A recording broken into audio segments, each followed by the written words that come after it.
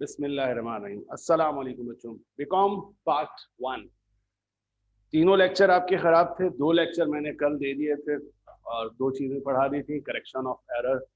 और आज मैं ये तीसरा लेक्चर है जिसको मैं कोशिश करूंगा कि आज ही अपलोड करके आपको पहुंचा दिया जाए।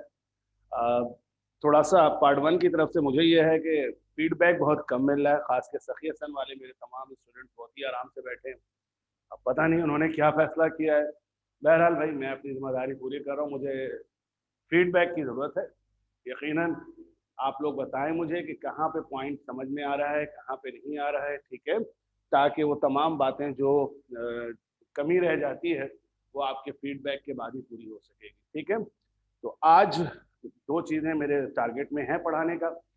पहली एक चीज़ जो कोशिश कर रहा हूँ कि लेके चलूँ, वो है आपको बताना इंटरेस्ट से रिलेटेड चीज़। ठीक है, थोड़ा सा समझ लीजिए कि इंटरेस्ट की कैलकुलेशन या इंटरेस्ट किस तरह से हम कैलकुलेट करेंगे अपने इस तरह के सवाल में जो कि हमारे पास इस वक्त आते हैं एडजस्टिंग एंट्रीज के अंदर। सबसे पहले अच्छी तरह समझ लीजिए इंटरेस्ट बाय डेफिनेशन क्या चीज है।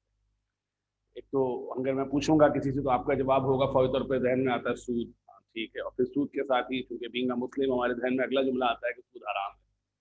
अब हराम है हलाल है दैट इज एक अलग पॉइंट है, उस पर डिस्कस करते हुए अलग बात हो जाती है। फिलहाल हम जो पढ़ रहे हैं वो इंटरेस्ट की कैलकुलेशन सिर्फ इस पॉइंट ऑफ व्यू से पढ़ रहे हैं कि हमें एग्जाम में अगर इंटरेस्ट की कैलकुलेशन आए तो हम किस तरह उसको कैलकुलेट करेंगे। और क्या उसके लिए समझना ये है कि देखो, इंटरेस्ट है किसी भी कॉस्ट, यानी पैसे के इस्तेमाल की कॉस्ट। यानी जब हम कोई कर्जा लेते हैं तो उस कर्जे पर हम हमेशा इंटरेस्ट पे करते हैं। बुनियादी तौर पे इंटरेस्ट पे करने के चंद रहनुमा असूल हैं। वो रहनुमा असूल क्या हैं कि हमेशा याद रखिए कि इंटरेस्ट जब भी आप कैलकुलेट करेंगे तो आपके पास 3 चीज़ें होनी चाहिए। यानी इंटरेस्ट की कैलकुलेशन में आप जब बढ़ेंगे आगे तो 3 चीज़ें, ये मैं पहले इनिशियल एक बात बता रहा हूँ, उसके बाद उसको एंट्री से मैच करता हूँ। क्या 3 बातें? पहली बात, आपको हमेशा इंटरेस्ट कैलकुलेट करने के लिए अमाउंट मालूम होनी चाहिए। किसकी? लोन की। नजर आ रहा है काफी है इतना बड़ा लिख रहा हूं? ठीक है, इंटरेस्ट की अमाउंट यानी लोन जो आप ले रहे हैं, थोड़ा और बड़ा लिख देता हूं, उसकी आपको अमाउंट मालूम होनी चाहिए। किसकी? लोन की। अब ये लोन का लफ्ज भी ड्विल है, चाहे हम लोन दें या चाहे लोन हम लें, दोनों सूरतों में अमाउंट मालूम होनी चाहिए। दूसरे नंबर पर हमें मालूम होना चाहिए उस लोन के ऊपर मौजूद इंटरेस्ट का रेट, कि किस रेट से इंटरेस्ट लगाया जाता है। तीसरे लफ्जों में या तीसरी बात जो आपको मालूम होनी चाहिए वो मालूम होनी चाहिए वो टाइम यानी ड्यूरेशन, जिस ड्यूरेशन के दौरान, उस टाइम या वो ड्यूरेशन जिसके दौरान का आपने इंटरेस्ट कैलकुलेट करना है। समझे मतलब क्या? मतलब ये कि अगर एक लोन लिया जाता है 5 साल के लिए, तो लोन का टाइम पीरियड तो 5 साल है, लेकिन हम अकाउंटिंग के अंदर 5 साल का इंटरेस्ट एक साथ नहीं निकालते, बल्कि हम उस पीरियड का इंटरेस्ट कैलकुलेट करते हैं जिस पीरियड में हम काम कर रहे होते हैं। यानी मिसाल के तौर पे अगर हमने एक लोन लिया, फर्ज कीजिए 2018 में, तो 2018 में अगर एक लोन ली गई, what ever is the amount, छोड़ दो अभी अमाउंट, और हमारे जो एडजस्टिंग एंट्री, क्योंकि याद रहेगा देखो ये चीज हम पढ़ रहे हैं कौन से टॉपिक के तहत? एडजस्टिंग एंट्री के अंदर। हमारा काम एंड हो रहा है, हमारा अकाउंटिंग पीरियड एंड हो रहा है 2019 को। तो इस पीरियड के दरमियान क्या ड्यूरेशन है? 1 साल या 12 महीने, 12 मंथ्स। ये है इसका मुराद ड्यूरेशन से। यानी एक तो है क्या कि लोन का टोटल पीरियड, कि जब से लोन लिया गया और जब से लोग के लोन वापस होगा। अब वो 1 साल भी हो सकता है, 2 साल भी हो सकता है, 4 साल, 10 साल, 20 साल, ज्यादा भी हो सकते हैं। ये एक लोन को लेने और देने का टाइम है जो कि 1 साल से ज्यादा भी हो सकता है, लॉन्ग। और ज्यादातर से तो याद रखिएगा कि इंटरेस्ट सब पे होता है, शॉर्ट टर्म पे भी होता है, लॉन्ग टर्म पे भी होता है। जब मैं शॉर्ट टर्म कह रहा हूं तो शॉर्ट टर्म से मुराद क्या है? शॉर्ट टर्म से मुराद है वो लायबिलिटी, वो कर्जा जो 1 साल के अंदर अंदर वापस करना है, वो शॉर्ट टर्म है या करंट लायबिलिटी है। और वो कर्जा जो 1 साल से ज्यादा अरसे के लिए वापस करना है, वो हमेशा क्या होता है? लॉन्ग टर्म लोन या लॉन्ग टर्म लायबिलिटी कहलाती है। तो आपने समझना ये है कि जब भी इंटरेस्ट कैलकुलेट करें तो जो डेटा आपको मेन मालूम होना चाहिए वो ये 3 है। पहला, लोन की अमाउंट, दूसरा लोन पे लगने वाला इंटरेस्ट रेट, और तीसरा उसकी टाइम ड्यूरेशन।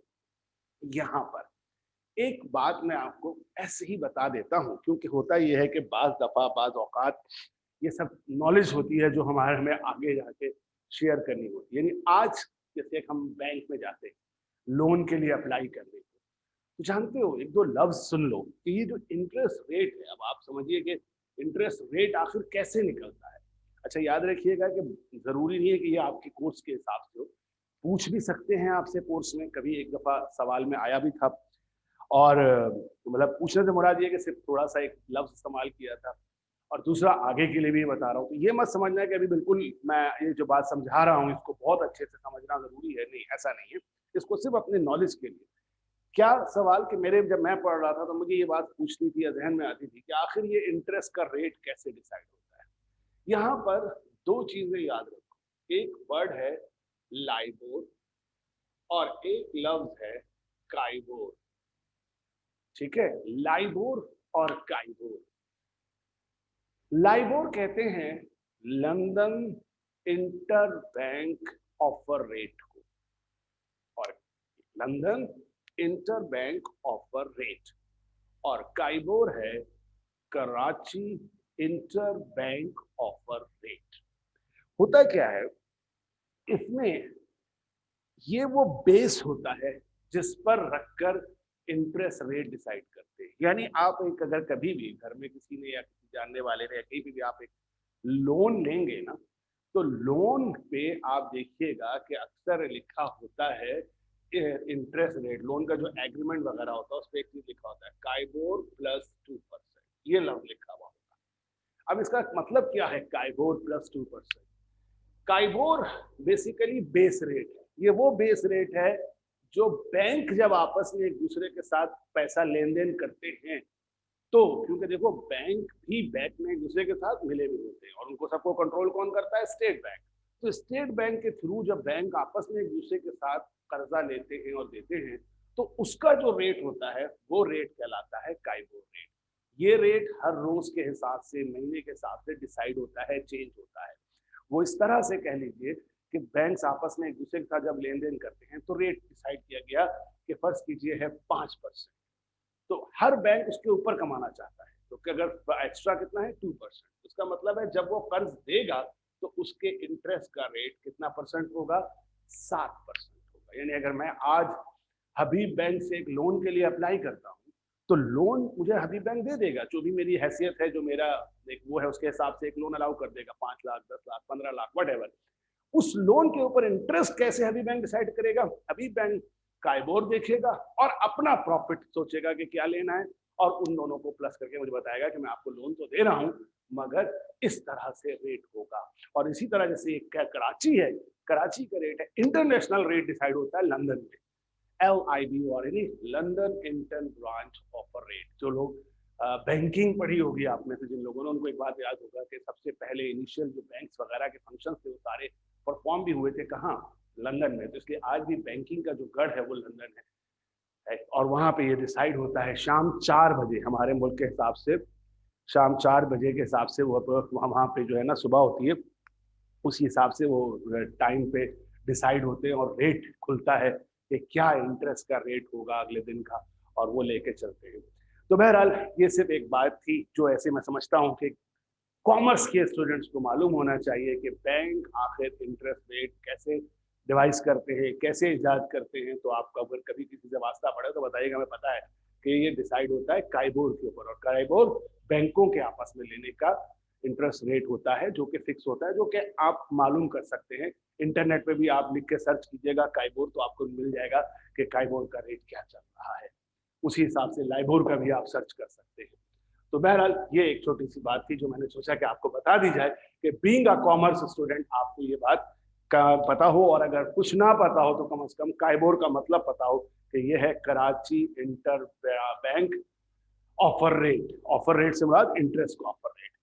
अच्छा, अब यहाँ पे आते हैं तो अब समझते हैं दोबारा इस चीज को कि ये अमाउंट और इंटरेस्ट और ये, तो अब इसको एक सादा लफ्जों में पहले समझो। फर्ज करो कि तुम्हारे पास, बल्कि मैं इस तरह चलता हूं, फर्ज कीजिए कि आपने लोन लिया 1 लाख रुपए का, और आसानी की खातिर मैं रेट एक रख रहा हूं, उसके ऊपर फर्ज कीजिए रेट था कितना 5%, और वो ड्यूरेशन जब बताई गई तो कहा गया कि जो टाइम पीरियड है, वैसे तो लोन का पीरियड है 5 साल का, आपने 5 साल के लिए लिया है, लेकिन इस वक्त इसी टाइम पीरियड में यानी लोन ले लिया गया जनवरी 1 2018 को लोन क्या किया गया, ऑब्टेन किया गया, और दिसंबर 31 को 2018 को बैठकर, बल्कि 19 मैंने लिखा था, 18 ही समझो, दिसंबर 18 यानी 19 का मतलब मैं यहाँ लिखा था जनवरी का, 18 को बैठ के हमें उसकी क्या बनानी है, एडजस्टिंग एंट्री बनानी है। लोन का टोटल पीरियड कितना है 5 साल, लेकिन हमें उससे अभी गर्ज नहीं होनी चाहिए, हमें अपने पीरियड के हिसाब से। अब कैसे निकालेंगे, किस तरह से इंटरेस्ट कैलकुलेट करेंगे आप, जब साल के आखिर में आपको कितना इंटरेस्ट देना होगा?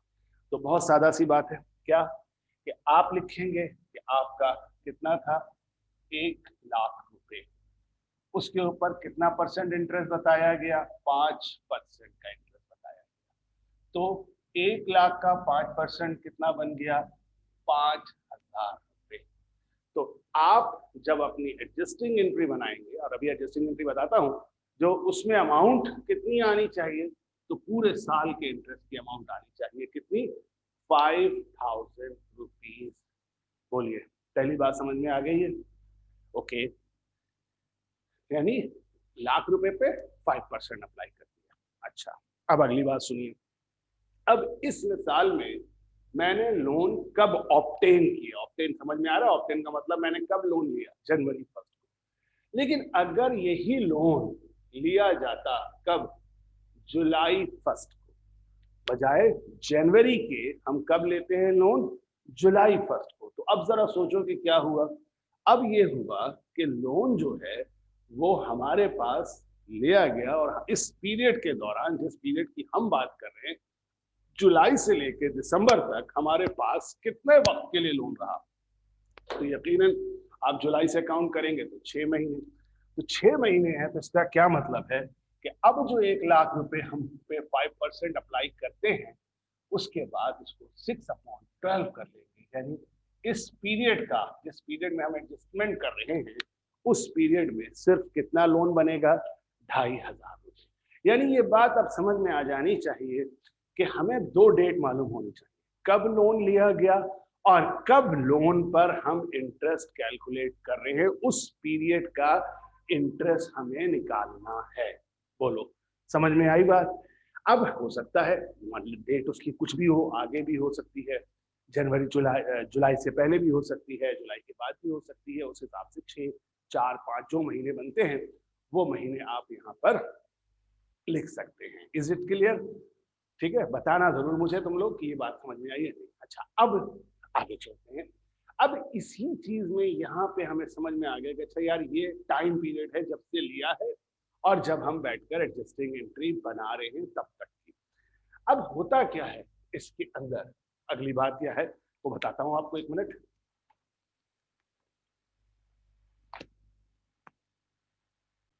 हाँ, तो क्या बात अब याद रखोगे, पहला एक जो कॉम्प्लिकेशन था वो क्या था कि लोन किस पीरियड से लिया गया। अच्छा, बाद औकात अब हो सकता है क्वेश्चन में लोन लेने का टाइम पीरियड मेंशन नहीं करेगा, ठीक है। अगर लोन लेने का टाइम पीरियड मेंशन नहीं करता है तो ये बात अंडरस्टूड है कि लोन फिर तुम उस पीरियड से, जो तुम्हारे सवाल का पीरियड है, उसका पहला समझ लो। यानी अगर उन्होंने आपको सवाल में इस बारे में कुछ नहीं बताया कि लोन कब लिया गया है, आपको पता है कि लोन 1 लाख है, उस पर इंटरेस्ट 5% है, 5 साल का लोन है, बस इसके बाद उन्होंने कुछ नहीं कहा और आपसे कह रहे हैं एडजस्टिंग एंट्री बनाओ या कैलकुलेशन करो इंटरेस्ट की दिसंबर 31 को, तो आप क्या समझेंगे? क्योंकि लोन कब लिया गया आपको मालूम नहीं है, छोड़ दीजिए, आपको मालूम नहीं है, आप यही समझिए कि लोन लिया गया होगा इस साल के शुरू में और फिर उस सूरत में पूरे किससे अमाउंट से एंट्री बनाना, 5,000 की अमाउंट से एंट्री बनाना। बोलो ठीक है। हाँ, अगर वो लोन के डेट मेंशन कर दें तो फिर आप कहेंगे कि अभी हुआ है। अब इसके बाद अगला स्टेप ये है कि अगला स्टेप यूं होता है इसके अंदर कि जब हम इसी चीज को आगे चलते हैं तो दूसरा ये है कि देखो बाज़ औकात जब इंटरेस्ट है ना, क्योंकि पता है कि इंटरेस्ट देना होता है, तो बाज़ औकात एक टाइम बता देता है क्या कि इंटरेस्ट देना है एनुअली, लफ्ज आ जाएगा सेमी एनुअली। यानी होता ये है कि ये दो लफ्ज है, यानी क्या होगा, या बल्कि यूं समझ लो सेमी एनुअली या क्वार्टरली या मंथली। यानी ये मकसद है इस सब में या चारों बातों में कि इंटरेस्ट कैलकुलेट होगा, लेकिन इंटरेस्ट की पेमेंट या इंटरेस्ट की रिकॉर्डिंग एनुअली में सिर्फ एक दफा होगी, सेमी एनुअली में साल में 2 दफा होगी, क्वार्टरली में, अब याद होना चाहिए एक साल में कितने क्वार्टर होते हैं, एक साल में 4 क्वार्टर होते हैं, और 4 क्वार्टर का मतलब है क्या कि 4 क्वार्टर में से 3 महीने, एक साल में 3 महीने, सॉरी एक क्वार्टर में 3 महीने होते हैं, तो क्वार्टर का मतलब है 3 महीने। यानी इसका मतलब है साल में कितनी दफा इंटरेस्ट रिकॉर्ड होगा, 1, इसमें साल में कितनी दफा रिकॉर्ड होगा, 2, इसमें साल में कितनी दफा रिकॉर्ड होगा, 4। क्यों 4? क्यों? क्योंकि एक साल में 4 क्वार्टर होते हैं और एक क्वार्टर में 3 महीने होते हैं।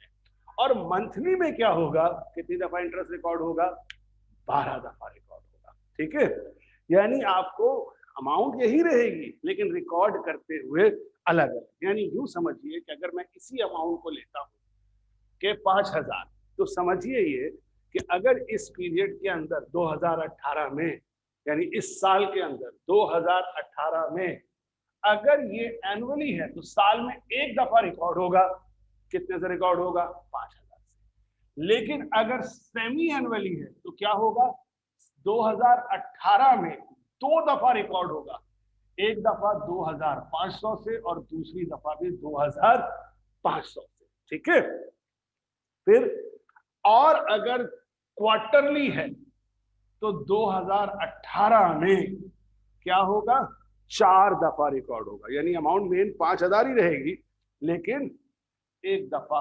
1250, बल्कि इसको मैं आप सॉल्व कर दूं तो you 1000 into 5% into 6/12, 1000 into 5% into 6/12, और यहाँ क्या होगा, 1000 क्यों लिख रहा हूँ यार, सॉरी, मुझे 1 लाख लिखना चाहिए ना, 1 लाख की amount, 1 lakh, 1 lakh into 5% into 3/12, 1 lakh into 5% into 3/12, 1 lakh into 5% into 3/12, तो कितना बनेगा, इसको आधा कर लें, 1250, 1250, 1250,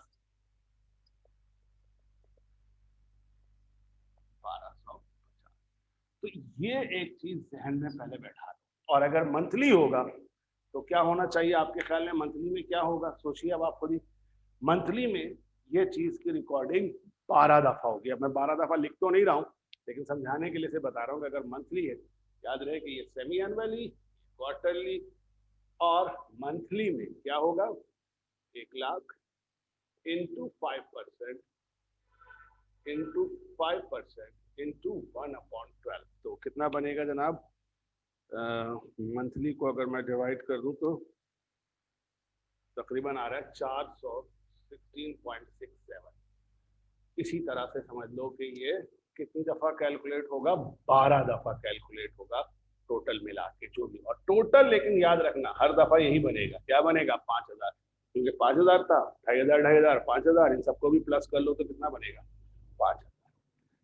तो क्या बात आपको इसमें समझ में आ जानी चाहिए, या क्या बात आपको मैं समझाना चाह रहा हूँ, आसान लफ्जों में एक दफा और सुन लीजिए। हमने ये समझा, बताया आपको कि जब भी इंटरेस्ट की कैलकुलेशन होगी, ठीक है, 3 चीजें चाहिए। कौन सी 3 चीजें चाहिए, आपको चाहिए लोन की अमाउंट, आपको चाहिए इंटरेस्ट रेट, और आपको चाहिए क्या, ड्यूरेशन। अब ड्यूरेशन जो जिस ईयर का है उसके अंदर अगर लोन के साथ लिख दे के लोन पे होता है एनुअली, तो एनुअली में सिर्फ एक दफा, ठीक। लेकिन अगर लिखता है क्या, सेमी एनुअली, इसका मतलब क्या समझिए, साल में 2 दफा। क्वार्टरली जिसका मतलब है साल में 4 दफा, और मंथली जिसका मतलब है साल में 12 दफा। तो इस तरह से पहले तो कैलकुलेशन को समझो, ठीक है। और 12 दफा को मैंने 12 दफा नहीं लिखा है, यहां बता दिया।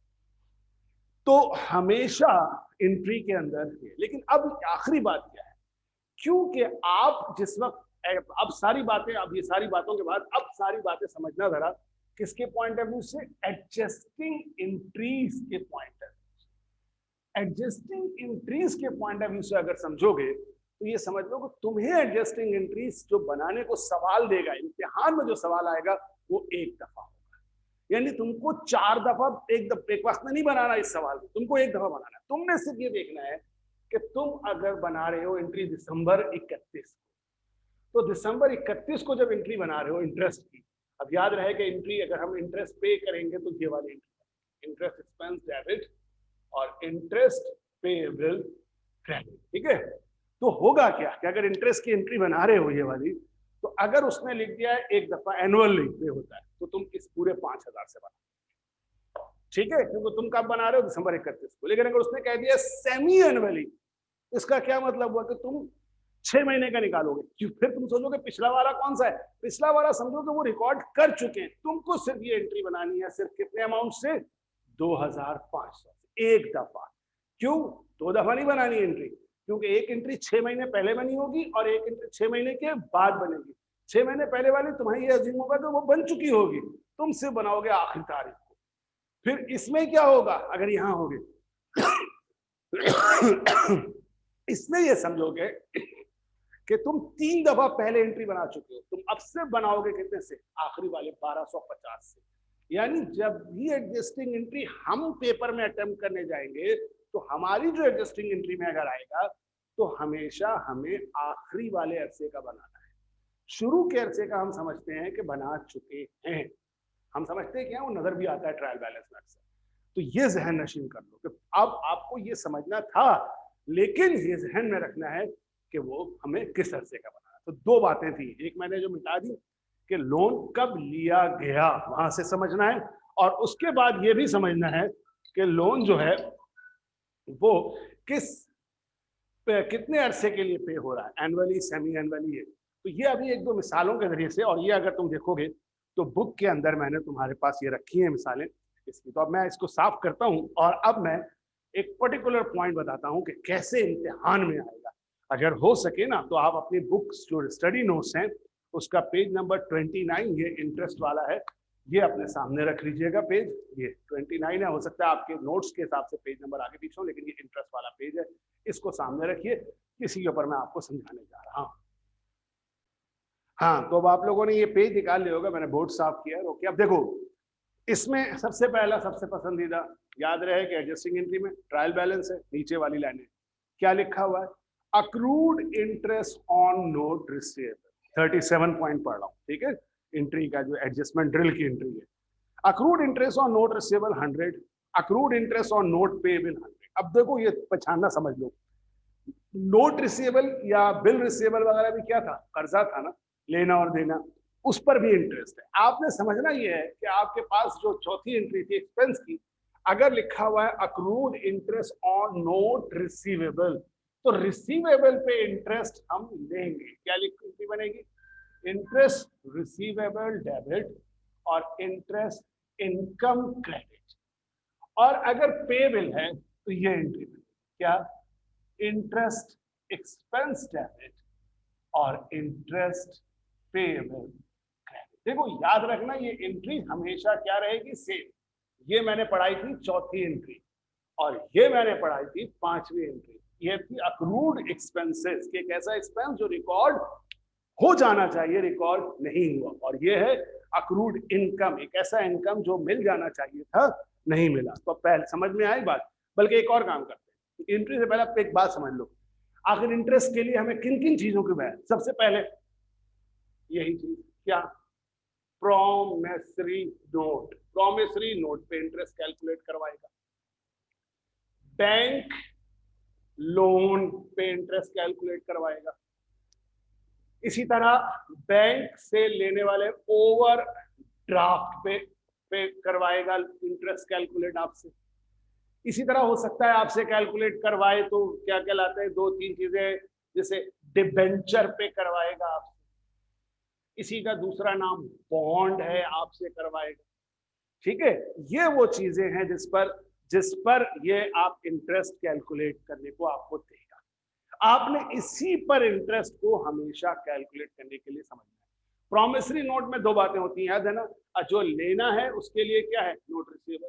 अगर यानी मैंने किसी को पैसे दिए हैं और उससे लेने हैं तो मेरे लिए नोट रिसीवेबल, और अगर मैंने किसी से पैसे लिए और मुझे वापस करने हैं तो मेरे लिए नोट पेएबल।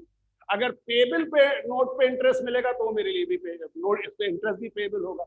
रिसीवेबल पे होगा तो उसके लिए मेरे लिए क्या होगा, ये होगा। तो अब पहला वाला पॉइंट 37 पॉइंट क्या है, accrued interest on note receivable. क्या एंट्री बनाओगे, interest receivable debit, interest income credit 100 रुपए। Accrued interest on note payable, ये वाली entry, interest expense debit, interest payable credit 100 रुपए।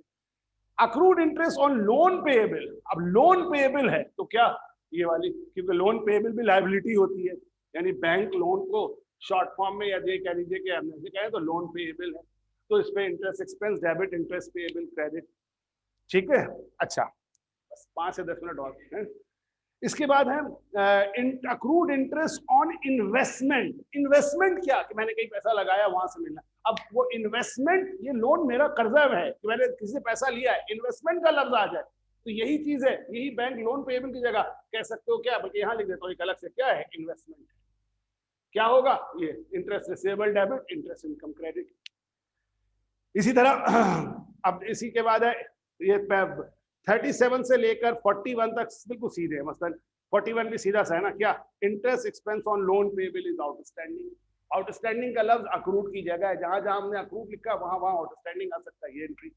लेकिन अब आगे चलो जल्दी से, 43 में क्या कह रहा है, interest on loan is payable annually. देखो अब एनुअली लिखा उसने। अब जब वो एनुअली कह रहा है और कितना कह रहा है, 5%, और कितना, 1 लाख। अभी थोड़ी देर पहले यही मिसाल और यही फिगर मैंने ली थी, 1 लाख, और एनुअली कौन सा लोन पेएबल है, ये है लोन पेएबल, पे करना है। तो क्या होगा, 1 लाख होगा, और 1 लाख का एनुअल है तो 5% लेंगे, कितना आ जाएगा, 5000। इस एंट्री में कितना रिकॉर्ड कर लोगे, 5000।